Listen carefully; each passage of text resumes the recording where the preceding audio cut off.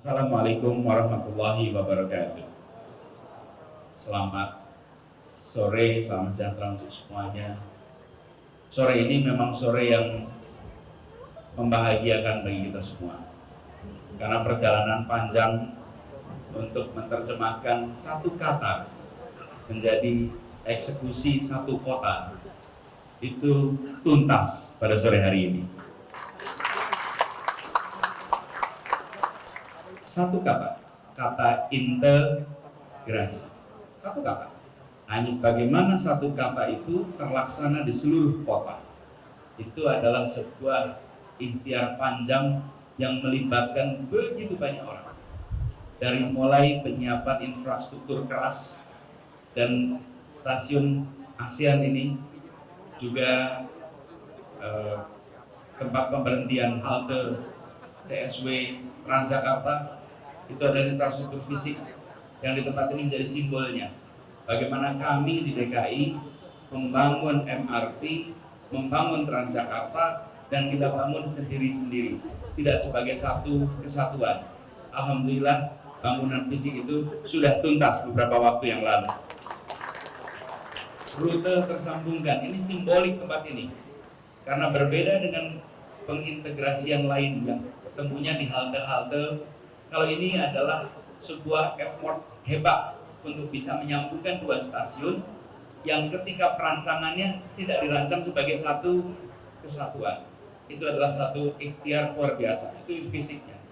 Yang kedua, integrasi di dalam aspek pengelolaannya. Bagaimana begitu banyak operator yang selama ini bekerja antar operator dengan pelanggan langsung, sekarang operator dengan Pemprov, lalu pelanggan dengan Pemprov diintegrasikan. Pengelolaan itu prosesnya panjang. Waktu itu saya tanya pada Pak Kadisu, Pak Adriansa, berapa kali pertemuannya untuk menyepakati hitungannya. Jumlahnya 77 kali rapat untuk akhirnya ketemu kesepakatan. Waktunya lebih dari 6 bulan untuk akhirnya ketemu. Itu adalah penyambungan bagaimana pengelolaan jadi satu. Dan aspek integrasi yang ketiga adalah payment system. Ini prosesnya lebih panjang lagi, karena kita tidak mau hanya menyambungkan payment systemnya, tapi menggunakan teknologi terbaru untuk payment system itu. Account based ticketing. Account based ticketing. Jadi bukan sekedar kita bicara tentang integrasi sebagai kata yang kita semua paham, tapi dieksekusinya nggak komplit. Tidak, ini komplit. Perjalanannya panjang. Dan perjalanan panjang itu sekalian hari ini mencapai ujungnya secara tidak tanggung. Mengapa? Karena integrasi yang kita lakukan ini antar semua operator menjadi satu kesatuan. Tadi saya dengar dari Pak Dirut ITJ, Pak Jaklinggo, bahwa ini pertama kali di dunia terjadi integrasi seperti itu. Jadi Pak Kamal daftarkan ini di Guinness Book of Record, supaya tercatat di dunia Jakarta kota pertama yang melakukan pengintegrasian sampai sedetail itu. Nah, ditambah lagi di berbagai tempat sistem pembayarannya secara teknis menggunakan kartu, lalu naik kelas menggunakan QR code, menggunakan HP. Nah, Jakarta nggak mau cuma segitu. Jakarta tambah satu lagi, menggunakan face recognition. Lagi-lagi, ini pertama kali baru dilakukan di sini. Nanti tim dari Jaklingko, MRT, Transjakarta pastikan face recognition ini tidak berhenti di satu stasiun. Pastikan face recognition bisa berlaku di semua stasiun yang ada di Jakarta. Prosesnya tidak harus besok, tapi kita menuju ke sana. Supaya apa? Bapak sekalian, ketika kita melakukan perubahan, jangan menengok ke negara lain dan sama dengan mereka. Jangan. Kita menengok ke negara lain dan kita bilang kita harus lebih maju daripada negara lain. Jadi kalau kita menengok ke mereka dan mau sama, nanti pada saat kita berhasil sama, dia udah satu level lagi di atas kita. karena mereka pun melakukan perbaikan terus-menerus. Itulah sebabnya ketika kita membuat sebuah terobosan, ambil state of the art. Jangan hanya comparative study. Apa state of the art approach yang belum mereka laksanakan dan kita bisa laksanakan. Jadi Bapak sekalian yang saya hormati, hari ini sebuah hari yang sangat membahagiakan dan membanggakan. Karena satu kata bisa dilaksanakan di satu kota, namanya integrasi. Sebuah terobosan yang sekarang kita rasakan. Bapak sekalian, ini juga menandai sebuah pesan tentang continuity and change. Kenapa? Karena membangun public transport itu memerlukan kerja lintas waktu. Tidak bisa dikerjakan satu periode, lintas waktu. Dan MRT, kita ingat sejarahnya, dimulai dari ide ketika Pak Habibie. Dimulai waktu itu. Lalu Pak Gubernur Suryadi terlibat. Lalu kemudian Pak Gubernur Sutioso terlibat. Lalu Pak Foke yang mengusahakan diubahnya undang-undang. Dengan diubahnya undang-undang itu kemudian pembiayaannya bisa dilakukan sama-sama. Penandatanganan pembiayaan semua terjadi di periodenya Pak Foke. Walaupun Pak Foke tidak sempat menyaksikan groundbreaking-nya karena tugas beliau selesai. Kemudian masa Pak Jokowi, groundbreaking dilakukan. Konstruksi berjalan. Pak Jokowi, Pak Basuki, Pak Jarot, lalu di zaman saya masih ada konstruksi dan berujung kepada peresmian satu lane pertama, yaitu jalur MRT fase 1A. Tuntas tuh. Satu rangkaian, dan sepanjang jalan ada continuity dan ada change. Begitu juga dengan Transjakarta.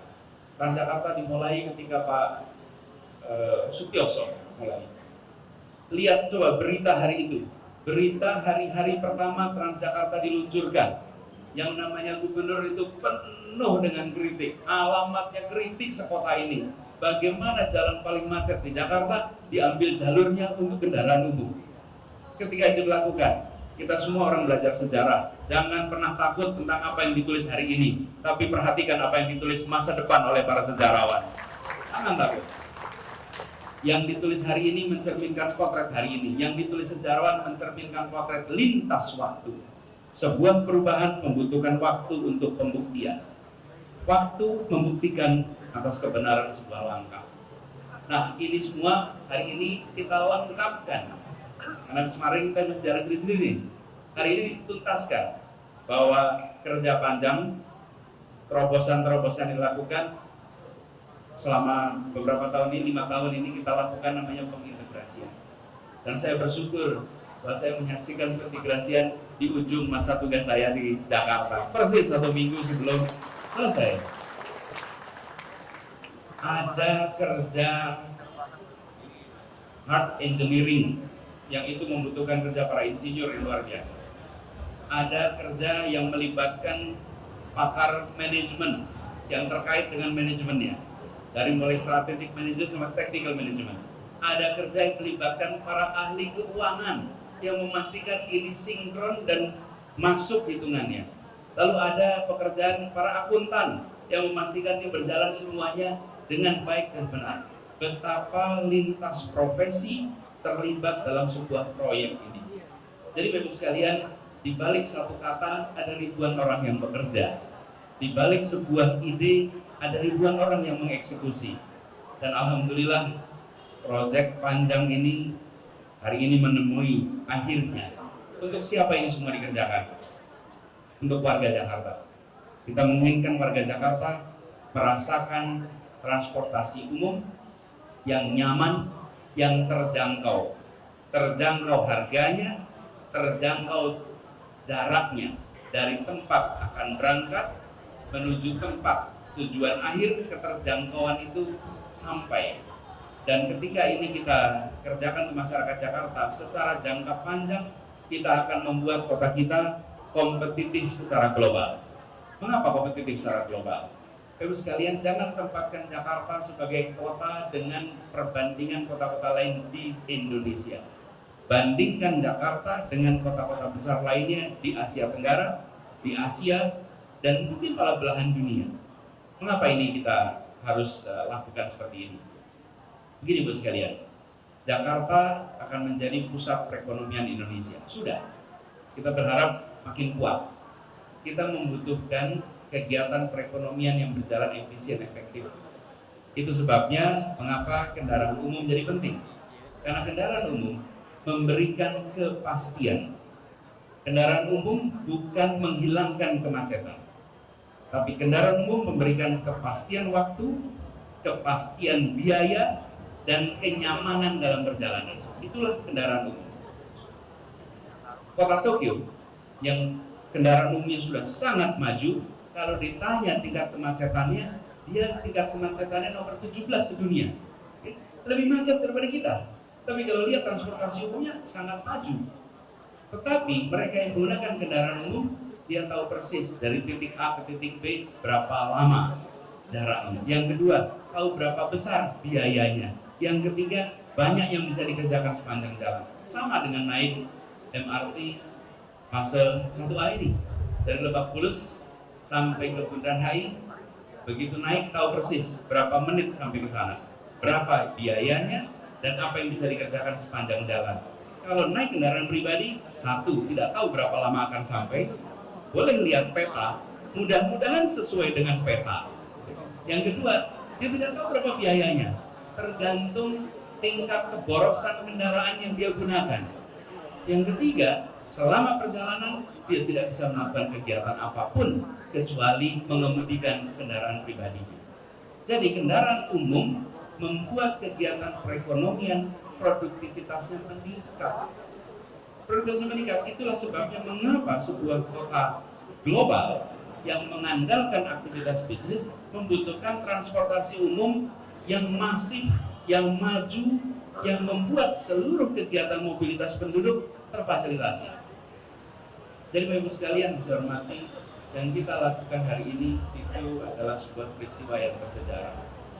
Karena ini akan punya dampak yang luar biasa ke depannya. Dan tadi saya sempat tanya Pak Amal, dia menceritakan bahwa yang melakukan konsep seperti kita itu baru ada 4 kota di dunia. 1 London, 2 Hong Kong, 3 Singapura, dan yang keempat adalah Jakarta. So we are the first 4 in the world. 4 pertama di dunia. Teman-teman sekalian, Jakarta sudah harus berada di liga itu.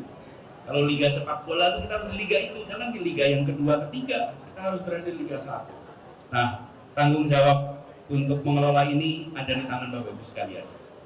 Dan saya ingin berpesan kepada semua, jangan tempatkan alat transportasi umum ini semata-mata soal memindahkan badan penduduk dari satu tempat ke tempat lain. Please don't.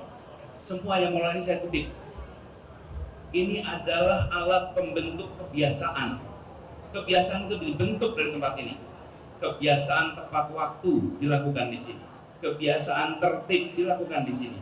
Kebiasaan mengelola sisa, belum tentu sampah, sisa dipegang sendiri. Bagaimana di seluruh fasilitas kita tidak ada tempat sampah.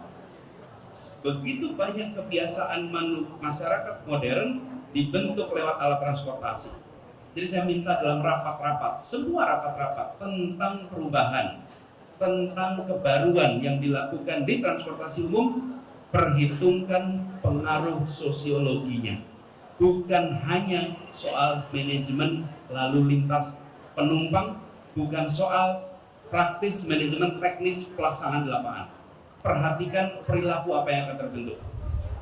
Kalau di dalam kajian ilmu sosial itu namanya new institutionalism.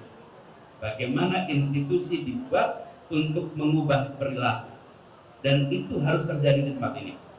Lalu apalagi yang kita penting, Bapak sekalian, Jakarta adalah kota yang penduduknya luar biasa bervariasi. Semua unsur di Republik ini terwakili, semua unsur. Dan alat transportasi umum di Jakarta adalah equalizer, pemberi perasaan kesetaraan.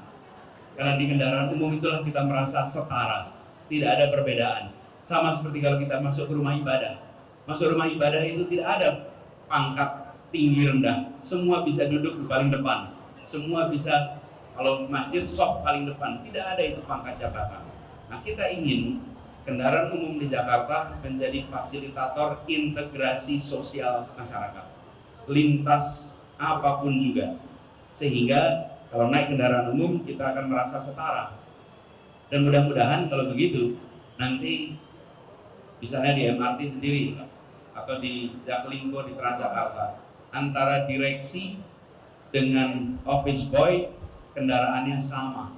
Tapi ketika kita pakai kendaraan pribadi pasti beda. Yang CEO, yang direktur pakai kendaraannya X, yang office boy kendaraannya Y, gapnya luas sekali dan tidak pernah ketemu di jalan. Tidak ada pertemuan di jalan antar gap itu. Tapi begitu ada kendaraan umum, maka kendaraan umum menjadi pemersatu perasaan kesetaraan. Jadi Bapak Ibu sekalian, saya titip pada semuanya, ke depan change akan terus dilakukan dan teruslah membuat change, teruslah membuat masalah, titip, teruslah membuat masalah. Masalah itu apa? Tinggikan ekspektasi, tinggikan harapan, sehingga kenyataan menjadi masalah, selisihnya jadi masalah. Makin tinggi harapan kita, makin muncul masalah baru. Jangan berhenti melakukan inovasi, jangan berhenti melakukan perbandingan. Dan bila ada yang melakukan terobosan terbaru, cek bisakah kita melampaui terobosan itu. Jadi kita tidak boleh berada di zona nyaman bahwa hari ini kita sudah lompat melakukan integrasi. The business is over. No, this is just a new beginning. Ini hanyalah awalan yang baru bagi kita semua. Dan saya berharap yang tadi saya sampaikan terkait dengan perubahan perilaku di masyarakat, termasuk perilaku kepercayaan pada teknologi. Terus sekalian, mempercayai teknologi ini penting, karena kita akan selalu hidup dalam ekosistem dengan teknologi. Dan ketika kita menggunakan kartu, kita menggunakan QR code HP, lalu kita menggunakan face recognition, itu level trust terhadap sistem meningkat. Yang kartu dibandingkan yang QR code dibandingkan dengan facial recognition. Begitu sampai facial recognition, itu biasa bisa disebut you have complete trust to the system. Complete trust to the system. Dan membiasakan orang untuk terbiasa memiliki kepercayaan pada teknologi. Di sisi lain, jaga seluruh data itu dengan baik, sehingga masyarakat merasa tenang ketika menggunakan semua fasilitas-fasilitas yang ada di sini. Bapak Ibu sekalian yang saya hormati, izinkan dalam kesempatan ini saya menyampaikan terima kasih, apresiasi pada semua yang terlibat, baik yang ikut di dalam upacara ini maupun mereka yang tidak sempat terundang dalam upacara ini tapi berperan. Boleh kita beri tepuk tangan sebagai tanda apresiasi kepada semua yang terlibat. Dan saya berharap ini terus kita kembangkan. Kalau perlu Bapak Ibu sekalian, selalu siapkan beberapa orang yang ditugasi untuk melakukan comparative assessment terus-menerus, sehingga kita mengalami perkembangan yang tidak pernah berhenti. Laporkan tiap 3 bulan, laporkan tiap 6 bulan, sehingga kita punya kebaruan terus-menerus. Dan saya berharap Bapak Ibu sekalian, cek tingkat kepuasan masyarakat atas yang kita layani. Saya ingin titik, ini kota global. Dulu saya pernah sampaikan di awal-awal, disebut transportasi umum di Jakarta ini sudah masuk level global atau belum. Salah satu KPI paling sederhana adalah apabila para ekspat sudah menggunakan kendaraan umum di Jakarta. Bila para ekspat menggunakan kendaraan umum di Jakarta, maka kita bisa mengatakan bahwa we are at par dengan tempat-tempat lain. Tapi selama para ekspat masih menghindari kendaraan umum, berarti kita belum at par dengan negara-negara lain. Insya Allah segera kita bisa at par dengan negara-negara lain. Termasuk menggunakan Mikrotrans. Dan Pak Ramli, ini saya cerita sedikit. Saya 2 bulan lalu ada acara di Jepang, Pak Ramli. Di Jepang, dalam dialog begini, kami menceritakan reform di transportasi. Salah seorang pesertanya acungkan tangan dan dia bilang, Pak Gubernur, saya berapa bulan lalu ke Jakarta, kaget lihat Jakarta karena berubah sekali. Satu, dia bisa jalan kaki. Dulu kalau ke Jakarta katanya bisa jalan kaki di tempat ini, tidak ada trotoar. Lalu lihat tempat-tempat taman-taman dia lihat. Tapi yang mengejutkan sekali adalah Dulu dia selalu naik angkot kemana-mana, karena di orang Jepang biasa naik kendaraan umum. Dan ketika naik angkot sekarang, dia terkejut dengan sistem pembayaran pakai kartu, dan dia terkejut dengan ketersambungan dan kenyamanannya, sampai dia putuskan untuk keliling Jakarta menggunakan angkot dan Transjakarta. Dan dia bilang itu salah satu yang terbaik, bahkan lebih baik daripada yang saya alami ketika di Jepang. Nah, yang begini-begini nih Pak yang kita butuhkan. Kalau masyarakat kita puas, satisfaction is a function of expectation. If your expectation is low, satisfaction is easy. But if your expectation is high, satisfaction is demanding. Nah, kita jangan cari yang ekspektasinya rendah untuk menjadi puas, tapi cari yang ekspektasinya tinggi. Dan disitulah sebabnya mengapa kita tantang diri kita sendiri untuk mengajak komunitas internasional di Jakarta menggunakan kendaraan umum.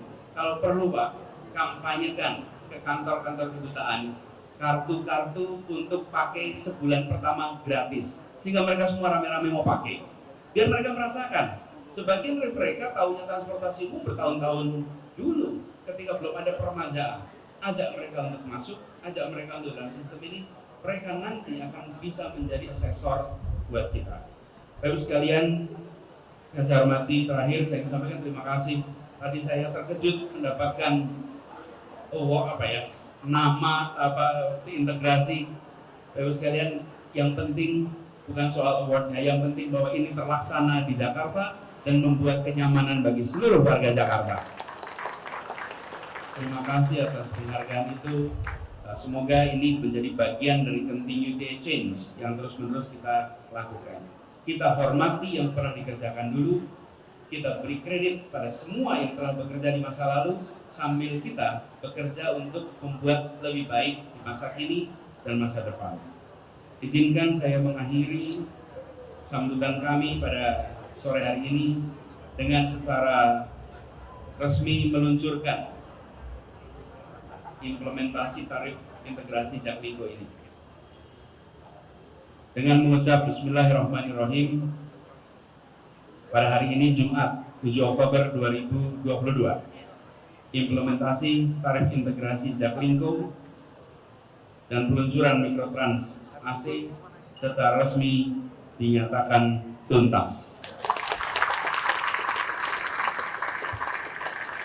Terima kasih, kurang lebih mohon dimaafkan. Assalamualaikum warahmatullahi wabarakatuh. Bapak Syafruddin, selaku Kepala Dinas Perhubungan, akan memberikan kenang-kenangan kepada Bapak Anies Baswedan. Kamu persilakan.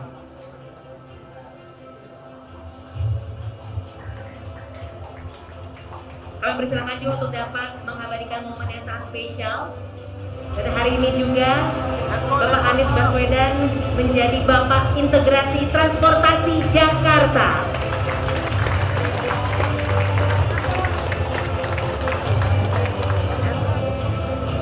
Baik, kita berikan tepuk tangan sekali lagi yang paling hangat kepada momen hari ini sebagai Bapak Anies Baswedan, Bapak Integrasi Transportasi Jakarta.